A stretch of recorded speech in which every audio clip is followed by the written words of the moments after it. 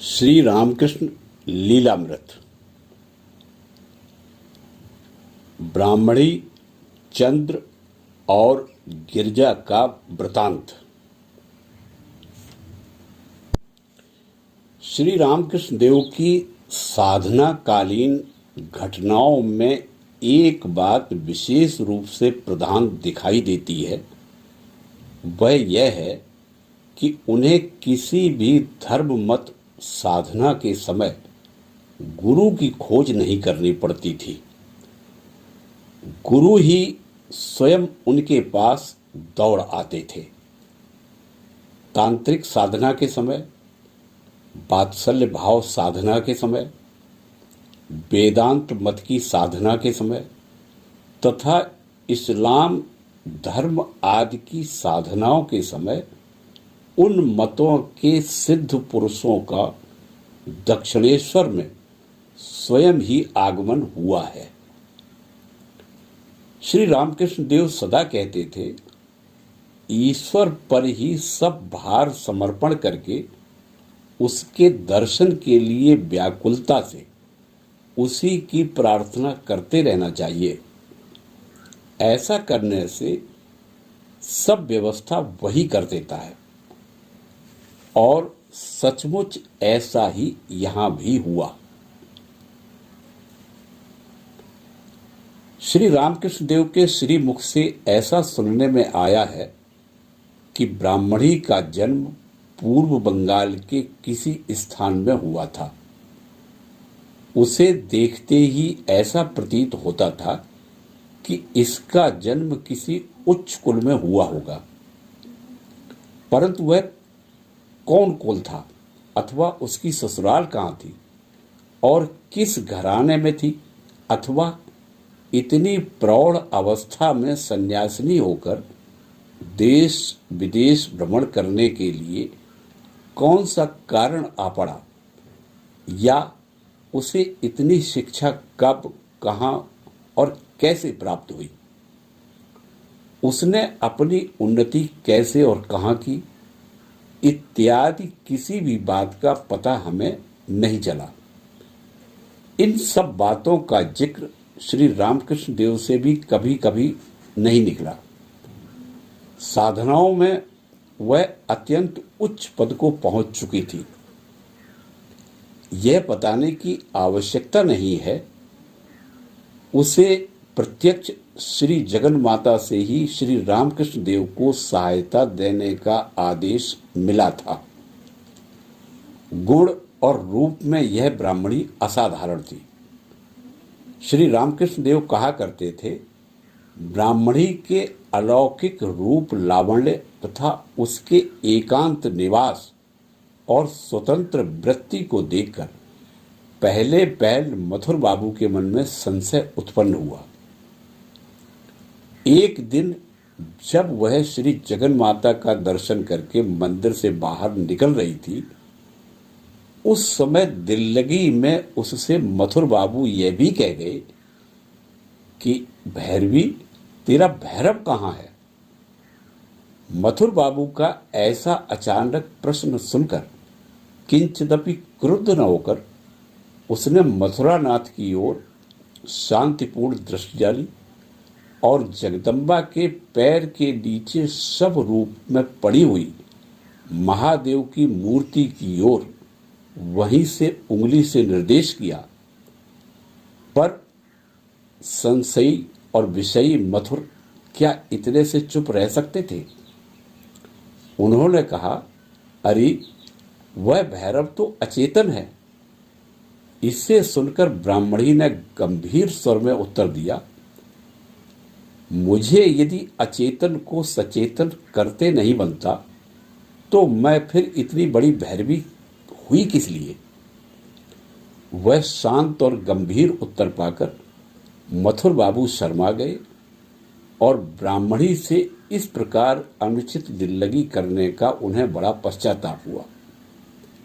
आगे चलकर ब्राह्मणी के अलौकिक गुण और स्वभाव का परिचय पाकर उनके मन से यह कुशंका दूर हो गई। श्री रामकृष्ण देव से प्रथम भेंट के समय ही ब्राह्मणी ने उन्हें चंद्र और गिरजा के बारे में बताया था। वह बोली, बाबा, तुम में से 2 जनों से तो भेंट इसके पहले हो चुकी है और आज इतने दिनों तक खोजते रहने के बाद तुम मिले हो। आगे किसी समय उन लोगों से तुम्हारी भेंट करा दूंगी। तत्पश्चात कुछ दिनों में सचमुच ही उसने गिरजा और चंद्र को दक्षिणेश्वर में बुलवाकर उनकी श्री रामकृष्ण देव से भेंट करा दी। श्री रामकृष्ण देव कहते थे कि ये दोनों ही उच्च कोटि की साधक थे, परंतु साधना के मार्ग में बहुत उन्नति करने पर भी उन्हें ईश्वर दर्शन का सुयोग प्राप्त नहीं हुआ। श्री रामकृष्ण देव कहा करते थे, चंद्र बड़ा प्रेम युक्त और भक्तिपूर्ण ईश्वर भक्त था। उसे गुटिका सिद्धि प्राप्त हो चुकी थी। अभिमंत्रित गुटिका अपने शरीर में धारण कर लेने पर वह किसी को दिखाई नहीं पड़ता था। मनुष्य को इस प्रकार की कोई सिद्धि मिल जाने से अहंकार उत्पन्न हो जाता है। अहंकार के साथ साथ मन में नाना प्रकार की वासनाएं उत्पन्न होती हैं और उन वासनाओं के जाल में फंसते ही मनुष्य अपने उच्च ध्येय से च्युत हो जाता है। अहंकार बुद्धि का अर्थ ही पुण्य का ह्रास और पाप की वृद्धि है और अहंकार का ह्रास ही पुण्य की वृद्धि और पाप का ह्रास कहलाता है। अहंकार के बढ़ने से ही धर्म की हानि होती है और अहंकार के नाश होने से ही धर्म का लाभ होता है। स्वार्थपरता का मतलब पाप और स्वार्थ नाश का अर्थ पुण्य है। इन बातों को श्री रामकृष्ण देव ने हमें भिन्न भिन्न रीति से कितनी बार समझाया। वे कहते थे, भाइयों, अहंकार को ही शास्त्रों में चिज्जड़ ग्रंथि कहा है। चित्त का अर्थ ज्ञान स्वरूप आत्मा और जड़ का अर्थ देह, इंद्रिय आदि। इन 2 भिन्न भिन्न वस्तुओं को अहंकार एक गांठ में बांधकर मनुष्य के मन में मैं देह, इंद्रिय, बुद्धि आदि विशिष्ट जीव हूं, यह भ्रम उत्पन्न कर देता है। ऐसा भ्रम चित्त और जड़ वस्तुओं की गांठ छूटे बिना दूर नहीं होता। इस अहंकार का त्याग करना चाहिए। माता ने मुझे बता दिया है कि सिद्धियां विष्ठा के समान हैं। उनकी ओर मन को कदापि नहीं दौड़ाना चाहिए। साधना करते हुए कभी कभी सिद्धियां आप ही आप प्राप्त हो जाती है, परंतु निश्चय जानो कि उनकी ओर ध्यान देते ही साधक की उन्नति कुंठित हो जाती है। विवेकानंद जी को साधना करते समय एक बार दूरदर्शन और दूर श्रवण की शक्ति अकस्मात प्राप्त हो गई। वे ध्यान करते समय किसी दूर स्थान में किसी के भी बोलने के शब्दों को जान लेते थे। 2-3 दिन के बाद जब उन्होंने यह बात श्री रामकृष्ण देव को बताई, तब वे बोले, सिद्धियां ईश्वर प्राप्ति के मार्ग में विघ्न रूप है। तू कुछ दिनों तक ध्यान ही मत किया कर। गुटका सिद्धि प्राप्त हो जाने के कारण चंद्र के मन में अहंकार उत्पन्न हुआ और किसी धनी व्यक्ति की कन्या पर आसक्त होकर वह अपनी सिद्धि के बल पर उसके पास जाने आने लगा। इस प्रकार अहंकार और स्वार्थपरता की वृद्धि होने से क्रमशः उसकी सिद्धि नष्ट हो गई और बाद में उसकी अनेक प्रकार से फजीहत हुई। गिरजा को भी इसी तरह अलौकिक शक्ति प्राप्त हो गई थी। एक दिन श्री रामकृष्ण देव गिरजा के साथ शंभू मलिक के बगीचे में घूमने गए थे। शंभू मलिक का श्री रामकृष्ण देव पर बहुत प्रेम था। श्री रामकृष्ण देव की किसी भी प्रकार की सेवा करने का अवसर पाकर वे अपने को धन्य मानते थे। उन्होंने माता जी के निमित्त पास ही में कुछ जमीन खरीदकर वहां एक छोटा सा घर बनवा दिया था। जब माता जी गंगा स्नान के लिए या श्री रामकृष्ण देव के दर्शन के लिए आती थी, तब वे उसी घर में कई बार रहती थी। शंभू मलिक की पत्नी माता दी की पूजा उन्हें देवता मानकर किया करती थी। मथुर के बाद कितने ही समय तक श्री रामकृष्ण देव के कलकत्ता आने जाने का किराया शंभू बाबू ही देते थे। उन्हें किसी वस्तु की आवश्यकता होने पर वे उसकी पूर्ति तुरंत कर दिया करते थे। मथुरा नाथ के पीछे श्री रामकृष्ण देव की सेवा का अधिकार शंभू बाबू को ही प्राप्त हुआ था।